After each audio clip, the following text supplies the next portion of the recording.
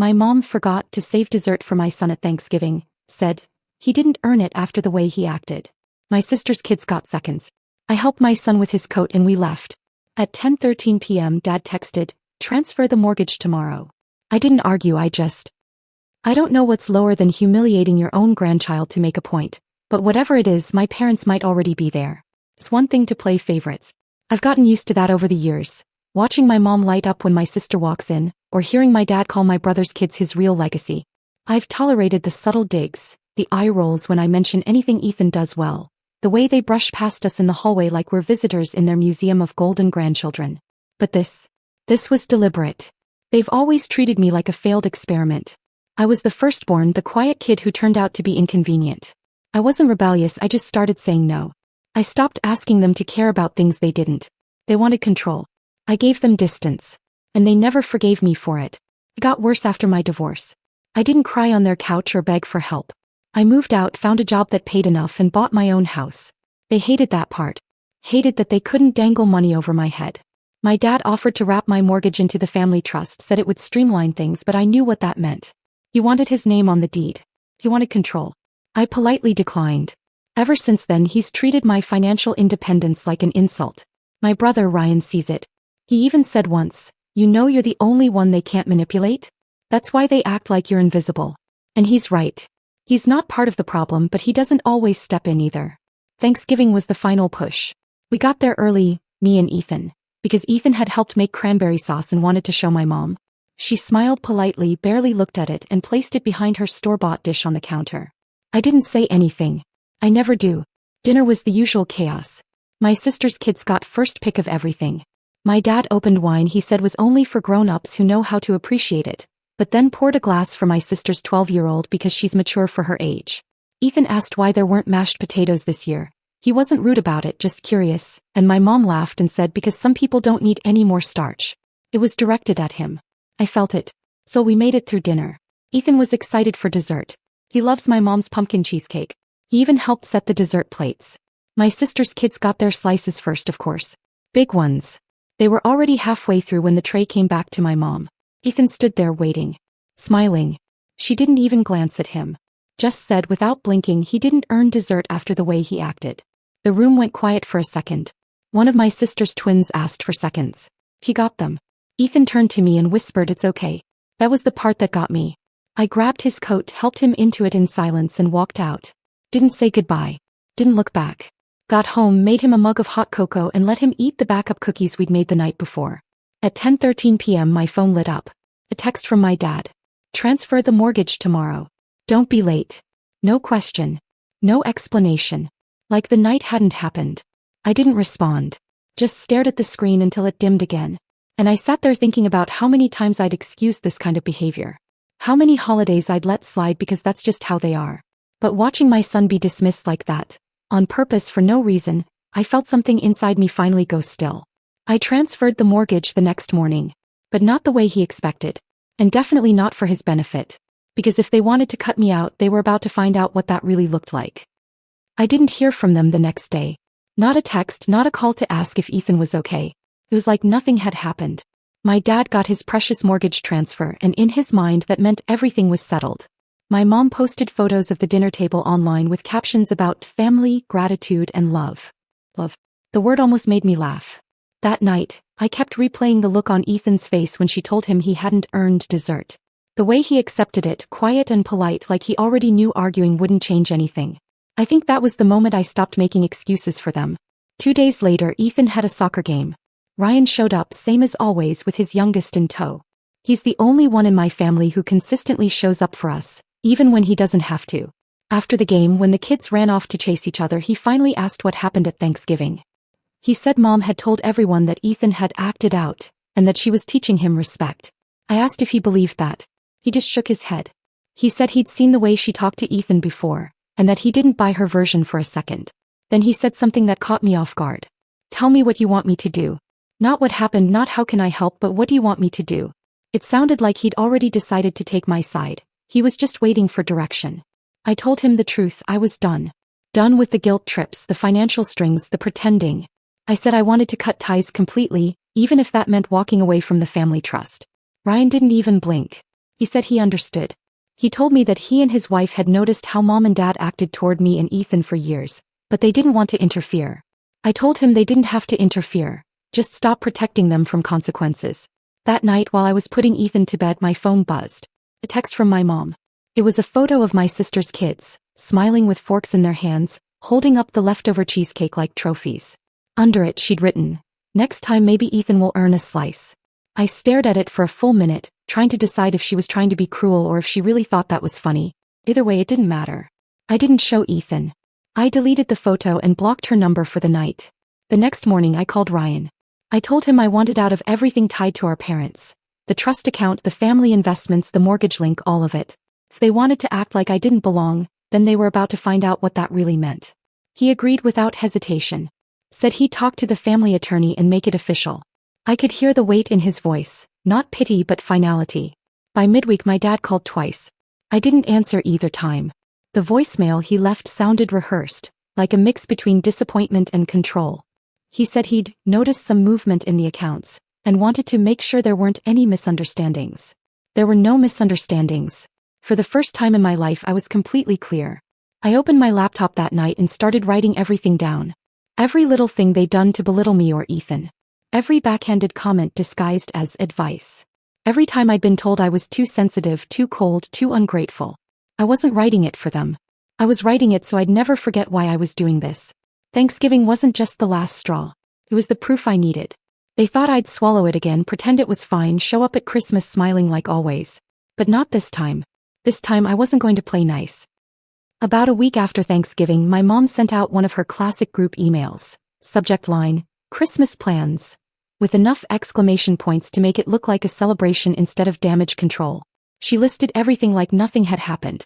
Who was bringing what time dinner would be served, how she wanted everyone to wear matching sweaters this year for family unity. No mention of Ethan. No mention of what she said to him. No acknowledgement that we'd walked out.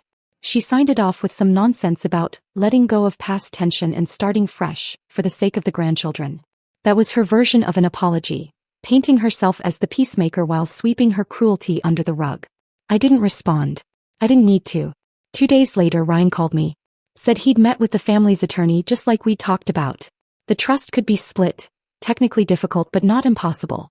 We'd each get control over our portions, and once mine was moved out, my parents would lose any say over how I used it. I said yes without thinking twice.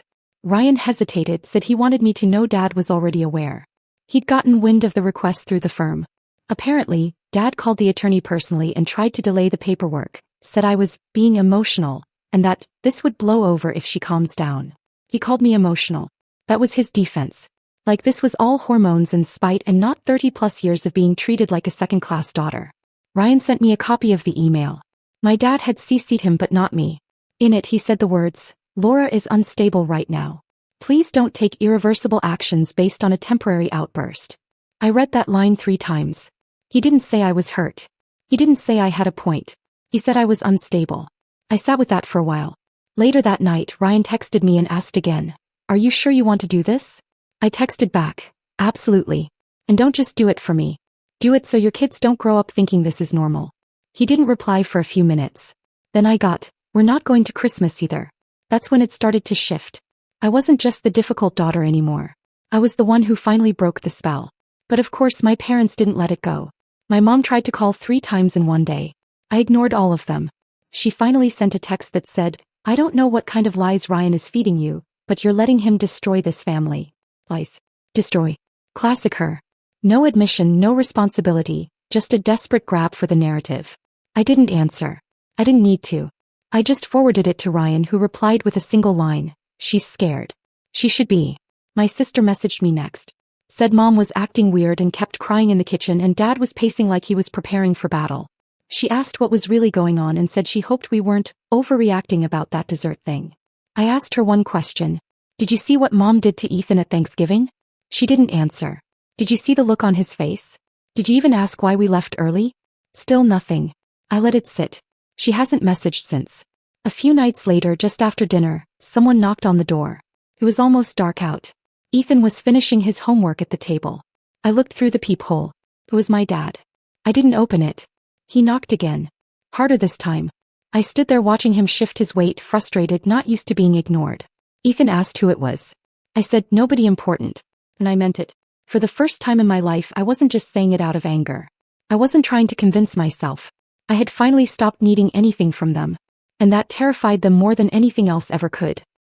By the time Christmas week rolled around, I had assumed they'd give up. They'd tried guilt, control, silence, even public shaming.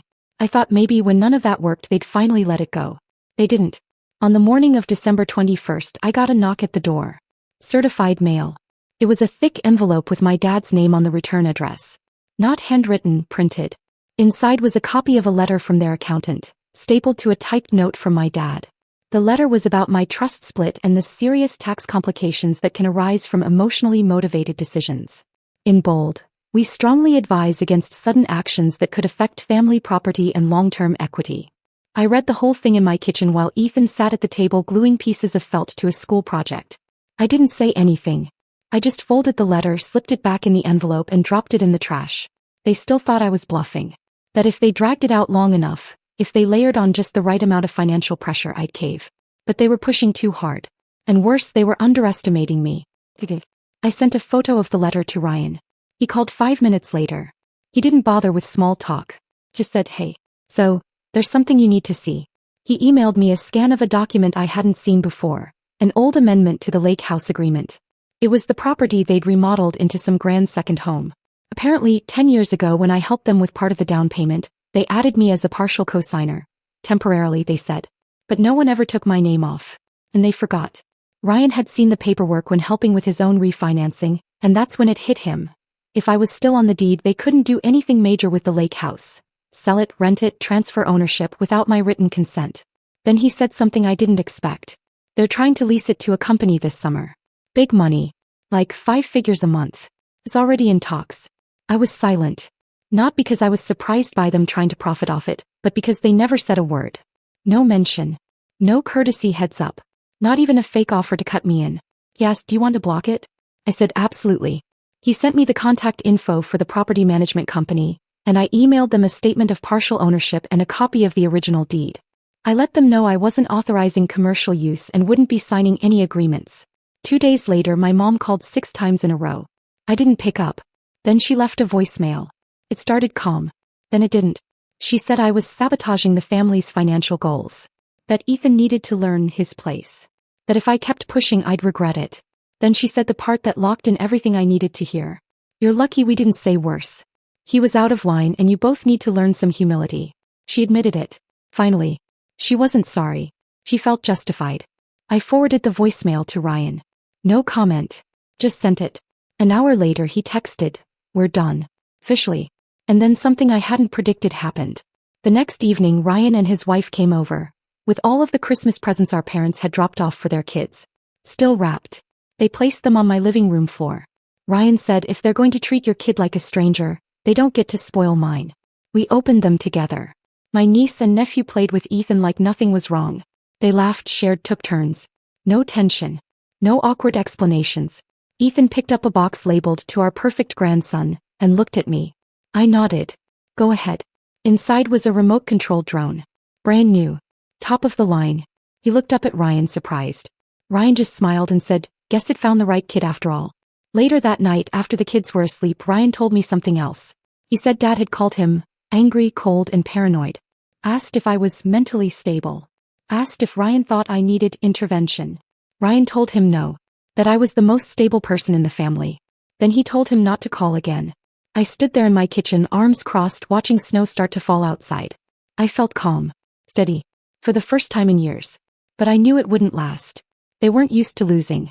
And I could feel it. Something bigger was coming. I just didn't expect it to come on my brother's birthday. Ryan's birthday fell on January 7th, and for years, it was the only family gathering that ever felt remotely genuine. No games, no speeches, no side comments about who brought what or whose child was more polite. Just pizza, cake, and people relaxing in sweatpants instead of pretending to be a Christmas card. This year, Ryan said he wasn't doing anything. No dinner, no gathering. Said he just wanted to keep things quiet. I told him we'd swing by with cupcakes, nothing big. He said that sounded perfect. But our parents had other plans. At 5:41 p.m. that day, while Ethan and I were halfway to Ryan's house with a tray of confetti cupcakes, I got a notification on my phone. A new post on Facebook. From my mom. It was a photo of the lake house, fully decorated, string lights, a big happy birthday banner and 2 long tables covered in food. The caption read, "Surprise party for our amazing son. Couldn't let the day go by without celebrating the man who holds our family together." He tagged Ryan. She tagged his wife. She tagged all 3 of their kids. He did not tag me. I called Ryan. He picked up on the first ring and said, "What the hell is this?" They hadn't told him. They hadn't told his wife. They hadn't even asked if he wanted it. They just threw a party and announced it online, assuming they could still force us all into one space and play pretend. When we got to his house, he was livid. His phone was blowing up with messages from family friends who had already RSVP'd or were asking what time to show up. His wife was trying to keep it together for the kids, who had just realized there was a party happening, and they hadn't been invited by their own grandparents, just publicly declared as guests. Ryan paced for a bit, then looked at me and said, "Let's go." I asked where. He said, "To the party. We're not crashing it. We're reclaiming it." I didn't expect him to actually do it. But 20 minutes later we pulled into the lake house driveway. Ethan stayed in the car with his cousins watching a movie. Ryan told them we'd be right back. The place was packed. Cars lined the driveway. The music was low and safe, something from a playlist my mom probably labeled family event. I recognized a few distant relatives, a couple neighbors and one of my mom's wine club friends near the patio. My mom saw us first. Her face did that strange flicker, shock then joy then worry. She opened her mouth, probably to say something overly sweet and fake, but Ryan beat her to it. "Why did you post a fake party online and make it look like I planned it?" She blinked, then looked past him toward me. "We wanted to surprise you." He stepped forward. "You don't get to use me to stage some family redemption tour just because you messed up with Laura and Ethan. That's not how this works anymore." My dad appeared behind her. Silent. Staring. Ryan turned to the crowd, loud enough to get attention. "This wasn't my idea. And if any of you came here thinking this was a real family event, you've been misled." People looked confused. A few murmured. Someone chuckled like it was a joke. My mom tried to talk over him. You wanted a photo op," he said. "You wanted a reset button. But this family isn't whole anymore. And if you keep pretending, you're going to end up alone at tables you set for people who stopped showing up years ago." We left. Just turned around and walked back to the car. On the drive home, Ethan asked if the party was weird. I said yeah, it was. But we didn't stay long. Later that night around 11:30 I got a message. My mom again. "You're destroying this family. Are you happy now? You've turned Ryan against us. I hope your bitterness was worth it." I didn't reply. But Ryan did. He replied on the group thread she hadn't realized we were both still in. He said, "If you ever speak to Laura like that again, you'll find yourself cut off permanently. From us, from the trust, from the grandkids. This was your last chance to act like a parent. You failed." She didn't respond. Neither did my dad. But I knew what was coming next. The money. The trust. The real pain. Because she just lost control. And that meant the Betrayal storm was about to hit. It started quietly like it always does with them, before the begging, before the shame. 3 days after Ryan's birthday party imploded, I woke up to an email from the trust administrator. Subject line, "Trust Amendment, signature complete." I didn't even need to open it. I already knew what it meant. Ryan had done it. He followed through. When I read the contents, it was all there in black and white. The trust had been formally split. I was now sole controller of my portion, completely separate from my parents. Their access to shared assets was removed. And at the bottom of the document, one more unexpected clause. Effective immediately, beneficiaries Robert and Diane James are removed from future disbursements at the discretion of the co-trustee. Ryan hadn't just helped me leave. He cut them off. Not a warning. Not a temporary freeze. A final legal boundary. I called him. He answered on the second ring. I didn't say anything right away. He just said they'll be at your door before sunset. Just be ready. He was right. At 4:17 p.m., there was a knock at the door. Not frantic. One knock. Then nothing. I looked through the peephole. It was my parents. Standing there like strangers. Not on the porch, not even stepping up to the door. Just on the sidewalk like they weren't sure if they belonged anymore. I opened the front door but didn't step out. My mom smiled like we were still playing a game. She said, "Can we talk for a minute?" I said, "About what?" My dad finally spoke. "This is family. Family doesn't handle things through lawyers."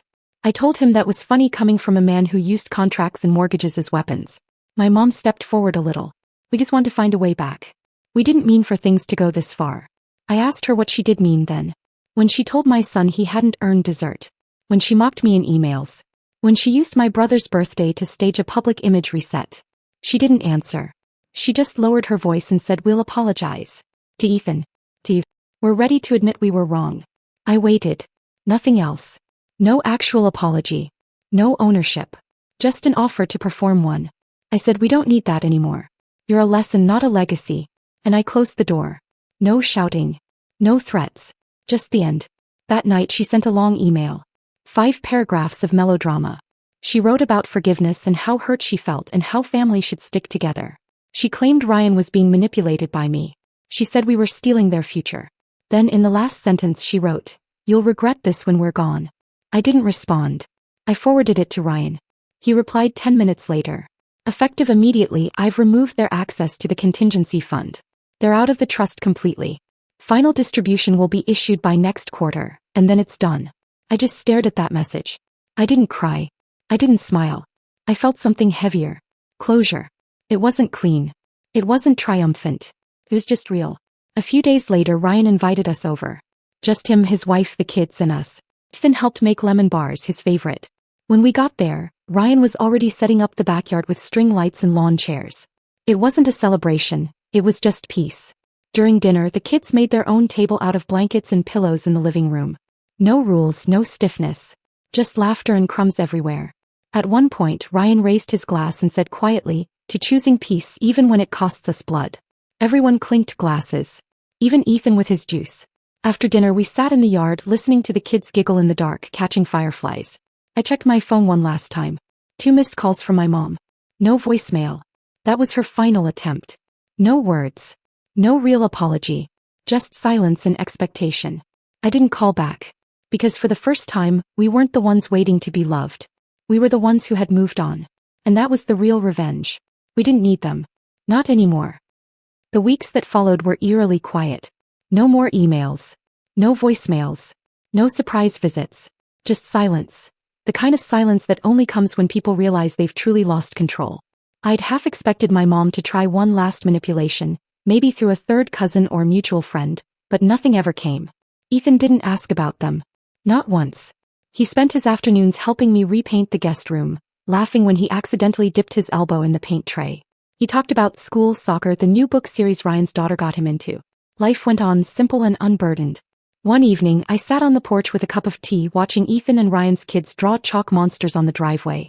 I thought about how much noise my parents used to take up in my mind. How every decision, every moment, used to come with the invisible pressure of what they'd think, what they'd say. And now for the first time the quiet wasn't heavy. It was freedom.